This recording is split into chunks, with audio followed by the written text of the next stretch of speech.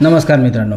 Chemotherapy घेत असताना होणाऱ्या कोणकोणत्या कॉम्प्लिकेशन्सची तीव्रता ही होमिओपॅथिक औषधाद्वारे आपण कमी करू शकतो हे आज आपण बघणार आहोत। त्यात सर्वप्रथम येतं तोंडात येणारी अल्सर किंवा फोड, त्यानंतर येईल पोट साफ न होणे, त्यानंतरचा मुद्दा येईल सारखी उलटी होणे किंवा मळमळ होणे, अन्न न पचणे किंवा अन्नावरची वासना उडून जाणे, अन्नाचा वास येणे, भूक लागणे पण अन्न न खाण्याची इच्छा राहणे, त्याचबरोबर